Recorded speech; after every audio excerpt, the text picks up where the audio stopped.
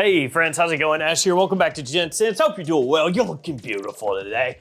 I got a haul, a little bit of a haul, mini haul of sorts, of different clone fragrances of designer fragrances. Yeah, I made that sound super exciting. Get off my shirt, man, what is it? It's like stuff from the box that I pull these out of. But these were really affordable, so that's a positive. Didn't cost too much. Obviously, each of these is gonna be way cheaper than the fragrance that they're cloning, so that's always a positive. And I gotta be honest, they reached out and they touched me, grabbed my attention. Maybe touch me is not the right way to put it, but they got my attention because I knew pretty much right away, just by looking at the box, at least on 3 of these, what they were gonna be clones of. And I'm really curious to see if they're any good. So let's see if you guys can tell immediately what these are. I think you probably can. I've got faith in you. First up, Maison Alhambra Glacier Bold. I mean,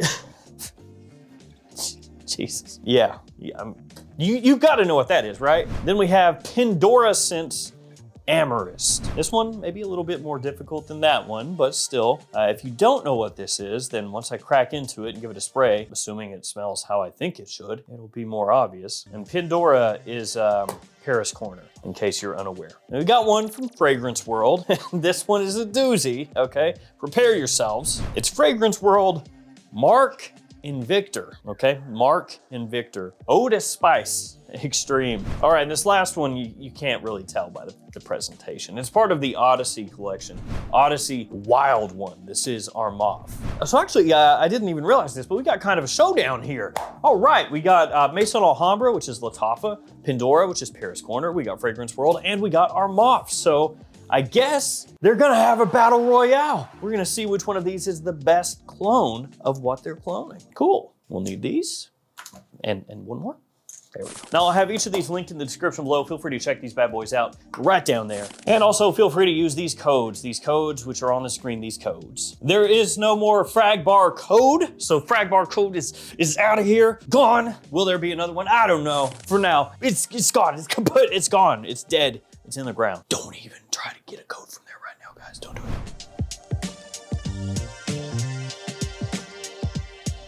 All right, let's do this. Let's do this guy first. Let's do this guy first. Oh, Maison Alhambra Glacier Bold Eau de Parfum, 100 ml size. Look at that, just the can and everything. Is it time to make a mess? Indeed it is. I cleaned it up after the video. So here we have the little can. You got the name of the house, name of the fragrance right there on the front. You got the ingredients on the back, your little sticker on there as well. Badge code on the bottom of the can. And I'm assuming it opens from the bottom. It does indeed.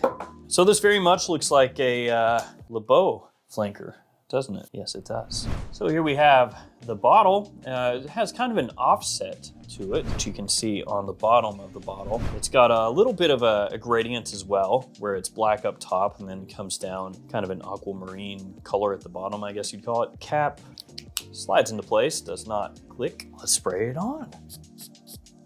Atomizer's okay. Glacier Bold, letting it settle. Okay, really fresh, sweet. It's not coming across as tropical as the original. It smells good. I'm gonna go grab the fragrances real quick so I can do a quick comparison, okay? Through the magic of editing, it'll be like 2 seconds. All right, see how quick that was? I'm back, and I got it. Just wanna do a quick, side by side here. Because it's one thing when you're going off memory, but a little better when you can side by side it. Maybe I should have gotten the Beau Le Parfum here, but we'll roll with it for now. Yeah, there's a difference, noticeable difference, at least off a tester strip here. Off skin, of course, could be completely different, but that warm, tropical, kind of sweet vibe that you get from Le Beau, much more prominent. This one is more like higher tinged sweetness, a little more synthetic smelling. You know, that kind of like creamy sweetness that you get here, you don't get as much in Glacier Bold. Let me just blast it on here. I don't know why I just checked to make sure I hadn't sprayed anything. I know I haven't. Yeah, it's a little bit less high tinged, a little bit deeper off skin, but I don't know. I'm gonna leave that for now. I'm not sure, man. Pandora Amorist Eau de Parfum 100 ml. Got the name up top, ingredients on back, sticker, all that good stuff. We're gonna keep on moving right through here. There it is. That does look cheap. Got the name of the house fragrance right there on the front. Cap slides into place. I don't know how confident I am on this one, but here we go. Here we go.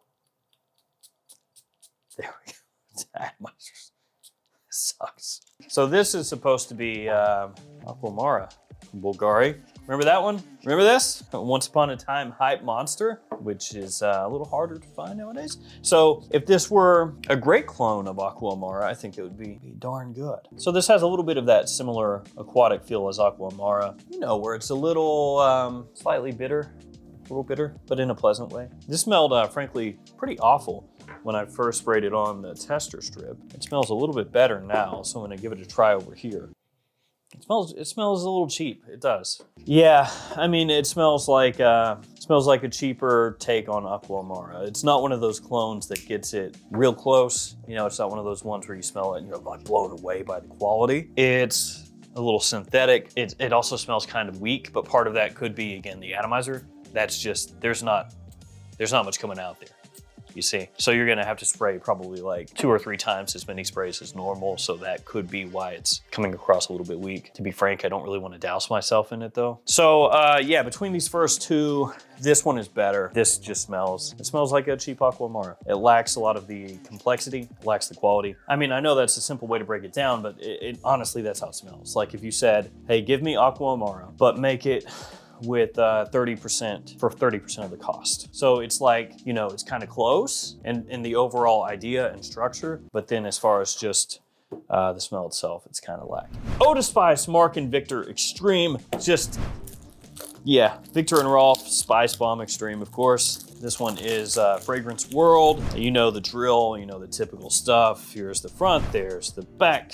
You know how it goes, you know the sticker, all that stuff. Oh boy, howdy. It doesn't quite look like a grenade though, does it? It's got something going on, but I don't know, it's like a flask. So let's just go ahead and spray this one on here. Let's see what we got going. Atomizer again, kinda so spicy. You know, it comes across more Christmas time spicy. And I know some people think of Spicebomb Extreme as a Christmas time fragrance, a wintertime fragrance. And I can get with that for sure, but it's a bit different. Like this is more sweet, really sweet.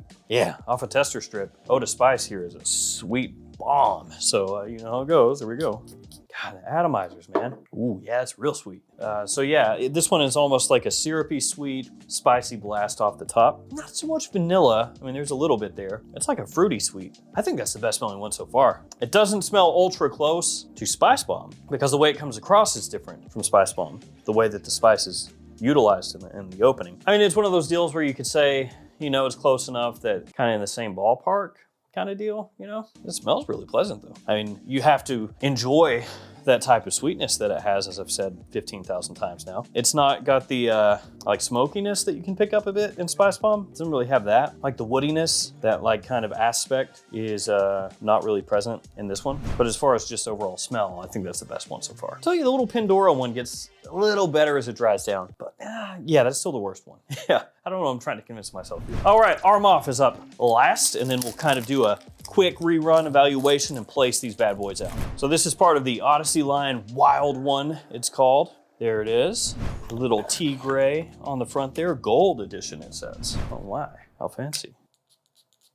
Might be the best atomizer so far. Not that it's great, but it's probably the best one. Ooh, okay, I think that's the best quality so far. That is a sort of Sauvage-esque fragrance. I don't know that it's, oh, maybe. I was gonna say I don't know if it's a one-to-one with Sauvage, but it's pretty close. It's a little bit smoother than Sauvage. It has that Ambroxan vibe, but not quite as like abrasive. Not as loud, little sweetness, aromatic, you know, touch of class. That's pretty good. Yeah, I don't mind that. Really wearable, year-round kind of fragrance, daytime, nighttime. Okay, I am not confident in my choices. This one, Pandora Scents Amorist, it's the worst of the 4. I think it's pretty clear cut, for me anyway. That kind of bitter vibe that it has, that comes out more as it dries down. Aqua Amara has that too, but Aqua Amara has a little more going on. You know, it smells a little more complex. Again, the quality is a little bit higher. So what ends up happening is this does get that kind of bitter vibe from Aqua Amara. It has that in the scent, but where it's cheaper, it makes that like bitterness stick out more, come across more synthetic, come across cheaper, and just overall it's not that pleasant to smell. So unfortunately, that's the worst one, and it's pretty clear cut. After that, you know, these 3 are all decently close.